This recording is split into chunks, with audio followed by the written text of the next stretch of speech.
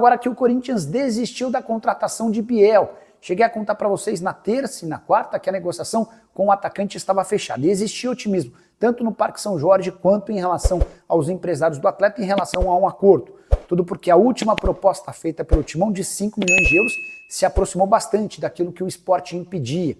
O clube português exigia 6 milhões e 800 mil euros. Essa diferença de 1 milhão e 800 mil euros seria compensada pelo Corinthians, deixando 20% do valor de uma venda futura para o Sporting de Portugal. Só que na quinta-feira veio a resposta negativa, o Sporting não aceitou as condições do Corinthians. E diante da repercussão extremamente negativa do nome do Biel em relação a torcedores alvinegros, o Corinthians optou por desistir do acordo. Cheguei a perguntar para uma das pessoas envolvidas nas negociações se não existia alguma chance de reviravolta e a pessoa falou que não, que nesse momento não há nem mais tratativas para que o Biel jogue no futebol brasileiro. Só para completar, outro nome que interessa ao Corinthians, Carlos Vinícius. Primeira rodada de negociações não deu certo. Primeira pedida do Carlos superior a R$1 milhão. O Corinthians disse que não tinha a menor possibilidade de arcar com tais vencimentos. A nova oferta, a nova pedida do Carlos Vinícius, 20% menor. O Corinthians ficou de se posicionar nos próximos dias.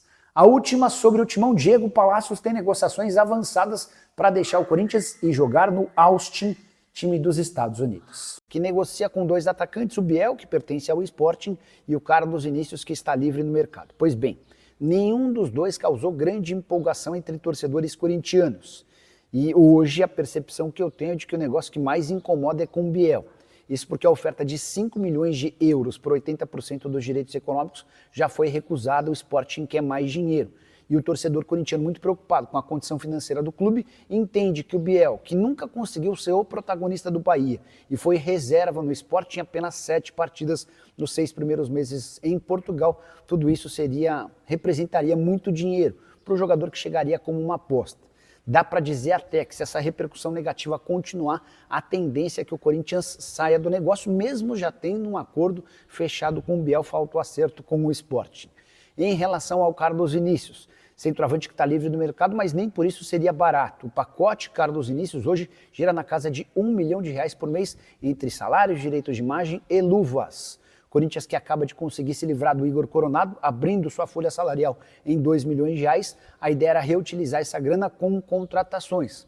Mas vários torcedores e também alguns conselheiros entendem que em vez de gastar R$1 milhão no Carlos Vinícius, seria melhor trazer 2 jogadores para ganharem R$500 mil cada. Gostaria muito de saber a sua opinião sobre o tema. O que você pensa sobre Biel e Carlos Vinícius? Ponto para falar sobre o novo paradeiro de um ex-jogador do Corinthians, Giovani, que acaba de deixar o clube em fim de contrato, será reforço do Verona, da Itália. Time que terminou na 14ª colocação na última edição do campeonato italiano, 6 pontos de vantagem em relação ao terceiro e último time rebaixado por lá. Importante retomar a história do Giovani, ele havia sido contratado do Capivariano por R$3 milhões para terminar a formação na base e depois ser promovido ao time principal. Até deixou boa impressão nas categorias menores do Corinthians, mas no time principal nunca conseguiu decolar. Ainda assim, desde a temporada passada, o Corinthians discute a renovação de contrato e o Giovani sempre criando empecilhos e pedindo muito dinheiro. A partir do momento que o Corinthians percebeu que não conseguiria renovar, encostou o Giovani e o perdeu de graça,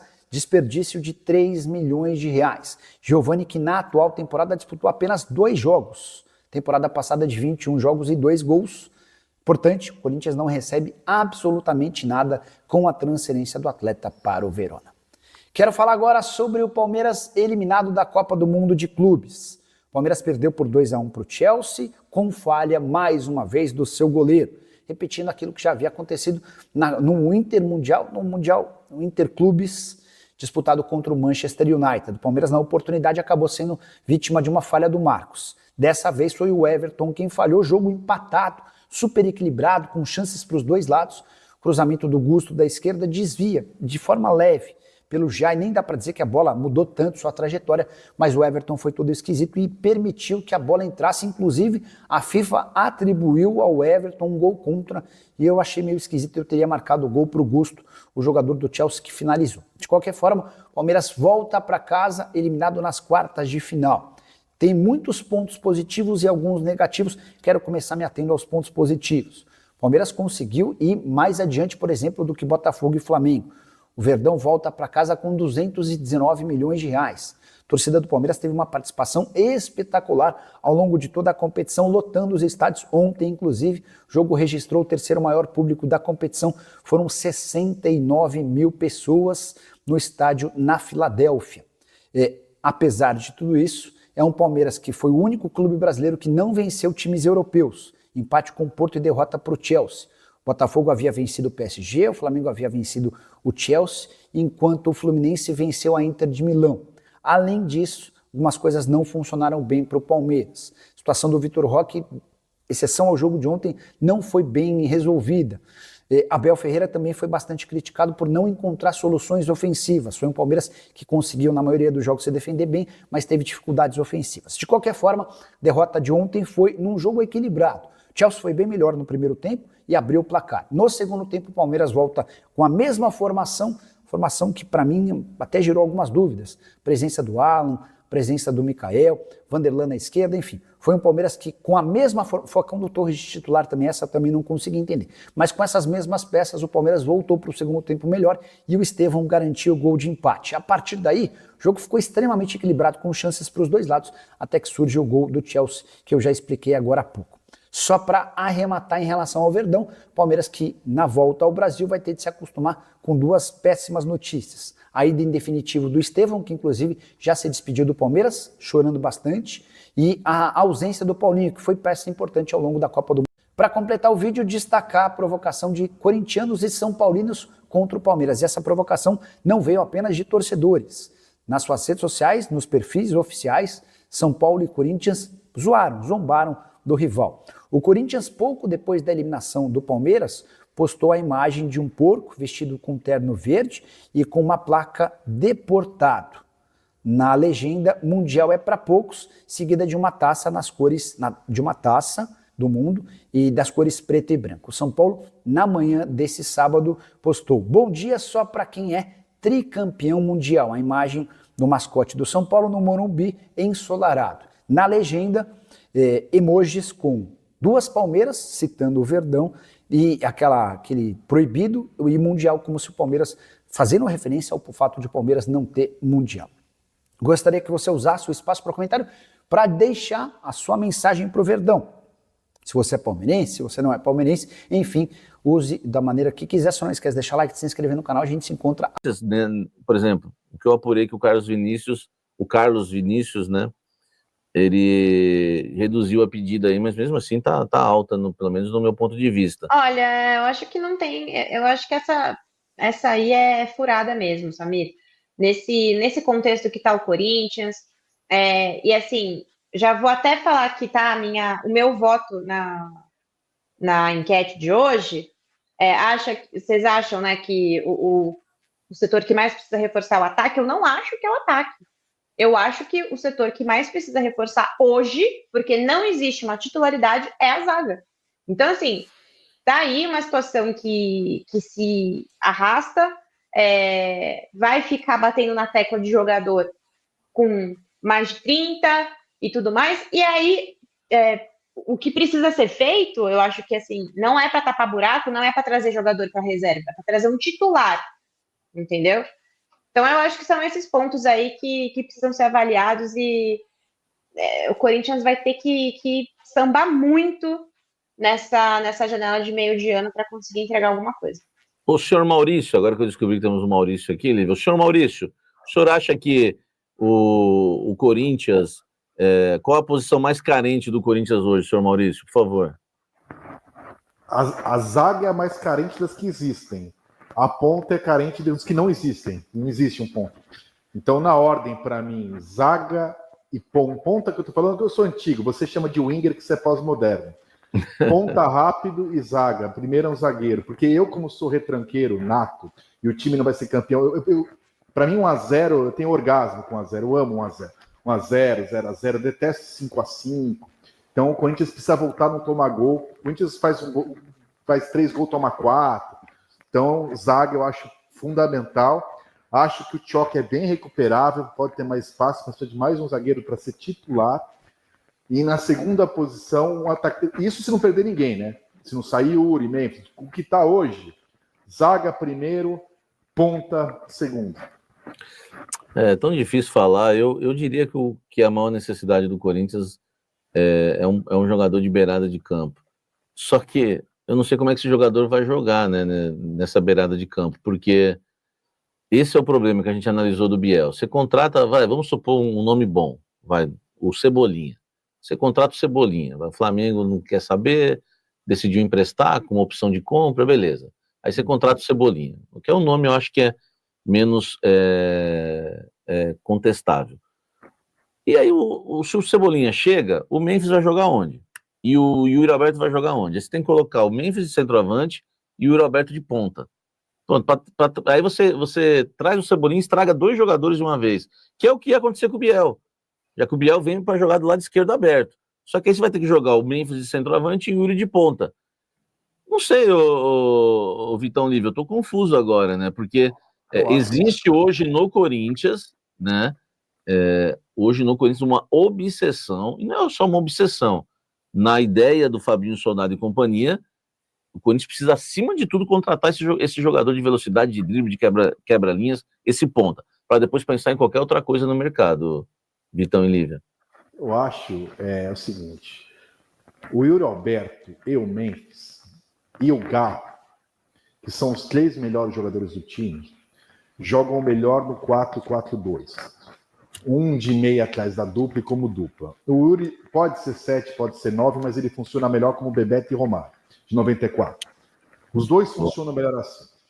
Quando você tem esses 2 caras, se você não vai perder, eu não mudaria eu, se fosse treinador, onde os meus melhores caras rendem, depois eu faço o resto, não ao contrário. Agora, dito isso, você tem que ter no banco, no time, nem como opção. O Corinthians não tem essa opção. Você está perdendo o jogo, você tem um contra-ataque, faz um gol, você põe um volante, você tem que ter essa opção. O Corinthians hoje não tem, porque o Romero, lá atrás, ele era um jogador meio assim, mas ele é muito mais um Jorge Henrique, para falar de 4 de julho, do que um cara para fazer gol. O Corinthians tem essas coisas, precisa marcar para um atacante, precisa fazer gol para um volante. Porque é mais. Então, assim, acho que precisa de um atacante rápido no elenco, mas até para jogar do jeito que joga, com uma dupla de ataque e um meia que não marca ninguém, que é o Garro, e não dá para você tirar os 3 do time se os 3 estiverem bem, você precisa melhorar muito o sistema defensivo, que é lento, jogar atrás. Então, no meu jeito de ver futebol, que sou muito mais conservador que vocês dois moderninhos, ofensivos, precisa de um zagueiro. Isso, se estiver bem o Martínez, ele jogaria com 2 volantes e mais uma zaga bem no estilo Tite 2012. Né? Eu não sou moderninho, mas eu acho que o Corinthians precisa de um extremo flutuante. Eu acredito que... Externo. Eu não sou moderninho, mas acho desequilibrante. Um extremo desequilibrante, não flutuante. Né? Acho que falaram flutuante já também. Eu já falou jogador terminal, que eu acho que jogava no Jabaquara, isso aí. Não sei que é jogador terminal. Olívia, hoje saiu uma matéria no Globo em relação a Memphis Depay, que a saída dele ganhou força no Corinthians. Você que é setorista do Corinthians, dá para explicar isso?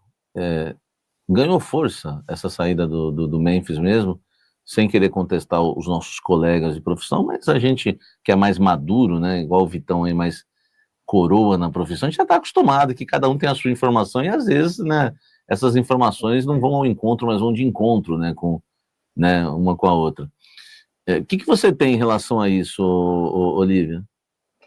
Bom, se o Corinthians tivesse afim, né, da saída do Memphis, não teria feito um esforço hercúleo para pagar parte da dívida, né, e garantir que o jogador se representaria junto com os demais atletas do elenco, né, 1,4 milhão de reais ali no ato para resolver um problema, né, resolver um problema com o atleta. Então, assim, hoje dá para ter muita certeza que o Corinthians conta com o Memphis, está muito engajado em acertar, né, os débitos com o Memphis, faz esforços para isso, inclusive conversa com patrocinadora, além do contrato que já existe, né, que é um contrato que já prevê pagamentos, tenta ver outras formas, né, de arrecadação aí nesse sentido para conseguir deixar tudo em ordem, né, e evitar qualquer tipo de estresse. Conta-se com o Memphis não só pela questão técnica, porque é um dos principais jogadores desse elenco, sim, mas também porque ele é um cara muito importante para o grupo. Ele é um cara que tem ali uma presença muito importante de vestiário, por ser um cara, por ser uma estrela, né? Ele tem essa áurea, né, de estrela. E isso, as pessoas, os jogadores querem jogar com o Memphis Depay. Isso é uma realidade. Então, até para a própria janela do Corinthians, é importante ter o Memphis no seu elenco, porque é um chamariz, é um jogador europeu, um jogador que disputou grandes competições, jogador de seleção. Então, isso também é um chamariz para outros atletas quererem jogar no Corinthians. Por isso, a informação que eu tenho é que o Corinthians conta com o Memphis Depay até o fim do contrato. Eu também apurei que a patrocinadora tem muito interesse que o Memphis permaneça, Vitão. Faz tempo que eu não falo, eu tenho um amigo, já fiz cobertura junto com ele em Copa do Mundo, o Pasquale. Faz tempo que eu não falo com ele. Me vem da Lívia falando agora em esforço hercúleo. E 1,4 milhão, não 1,4 milhões de pessoas que fazem a flexibilização errada. Assim. Eu lembrei do professor Pasquale pelo esforço hercúleo. Então eu queria parabenizar a Lívia e segue o jogo. Inclusive eu já estava no dicionário aqui. Inclusive eu estava no dicionário já, Vitão, aqui.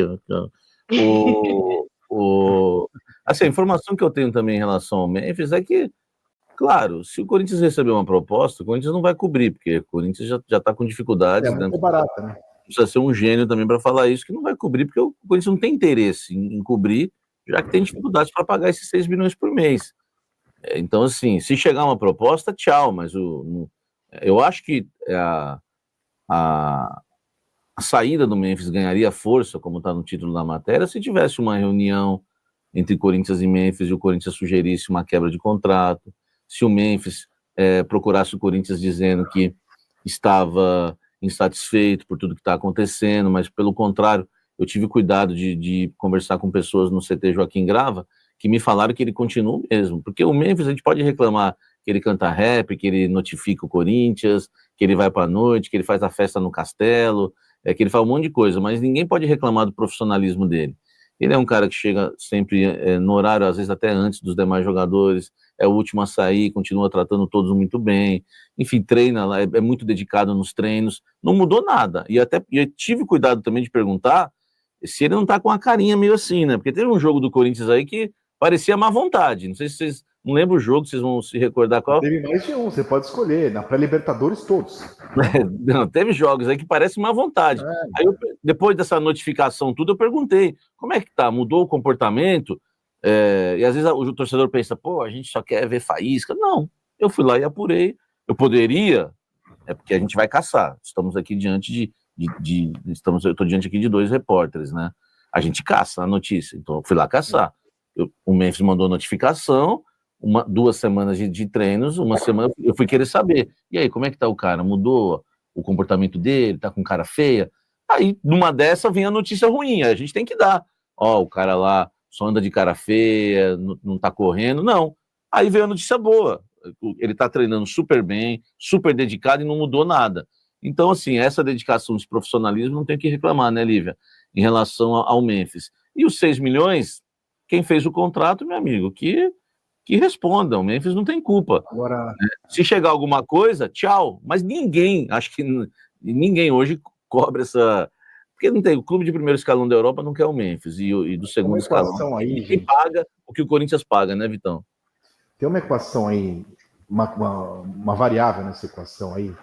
Eu que não sou de exatas, falo equação, já vou errar o que eu vou falar aqui, mas vamos lá. Que é o seguinte... Bom, eu acompanho o Corinthians desde que eu nasci, que faz 48 anos, mas desde os anos 90 como repórter. E tem uma equação difícil, agora eu não estou com nenhuma inveja do cargo da Lívia, que ela deve dormir umas 18 minutos por dia com o Corinthians, que não está fácil cobrir, que é o seguinte, o Corinthians vai ter agora, dia 9 de agosto, se não me engano, a questão dos sócios, que só um milagre salva Augusto, o cenário lá no clube, eu frequento às vezes, é de que vai passar. Só que é o seguinte, estamos discutindo lá, estamos não porque eu não sou sócio e não voto, mas estamos discutindo quem vai apoiar quem, a Andresa apoia o Alvarenga ou não apoia, o que Osmar vai fazer para ficar, o Calil sempre quis ser presidente, o Tuma, enfim, como vai ser isso aí? E nesse cenário, quem negocia quem fica ou não fica o Memphis? quem vale ou não vale ficar? Então, a gente, mesmo a questão do Biel, voltando ao início da live, O cara negocia com quem? A palavra de hoje vale amanhã? Ah, o clube assim não vale. Não é bem assim no mundo real. Existe um mundo utópico. O mundo de futebol é quase um mundo à parte da humanidade, né? O papel no futebol tem um valor, até porque uma empresa acaba e o Corinthians não acaba nunca, o Flamengo não acaba nunca, o São Paulo não acaba nunca. Então, assim, até para a gente falar dos 6 milhões do Memphis, tem a questão óbvia de quanto vale, se tem dinheiro ou não tem dinheiro, e tem a questão de, será que vale para quem está no poder hoje, quer continuar no poder, perder esse cara? Será que isso tem peso ou não no pós 9 de agosto? Como as coisas são negociadas? Quem fica... Assim, as pessoas partem, alguns torcedores, do pressuposto que tudo é pensando no futebol e no melhor, e eu não penso nisso já há uns 40 anos, que eu já sei que não é assim, entendeu? Então não é muito simples fazer essa conta. Se a gente partir só da lógica, a lógica de futebol, chegou uma proposta, vai e acabou, né? Mas é isso. Ô Vitão, você aproveitou e já me deu um gancho para a gente mudar de assunto. Eu quero saber da Lívia, né? A nossa advogada. Salve, torcedor do Corinthians, seja bem-vindo ao Alerta Corinthians, muito obrigado pela audiência de todos vocês, Deus abençoe cada um de vocês nesse final de semana. O Corinthians que voltou aos treinamentos, tem jogo dia 13, né, jogo importante pelo Campeonato Brasileiro. Memphis Depay vem treinando com a equipe aí e está 100% focado no Corinthians, segundo alguns setoristas do timão. O jogador vem caindo aí no respeito do Dorival Júnior, que vem acreditando no atleta aí e com certeza gerando entrosamento entre ele, o Yuri Alberto e o Rodrigo Garro, coisa que vai ser muito importante pro Corinthians daqui pra frente na temporada. Deixa seu like, se inscreve no canal, ativa o sino das notificações. Deus abençoe cada um de vocês, tamo junto, forte abraço e vai Corinthians! Vai Corinthians!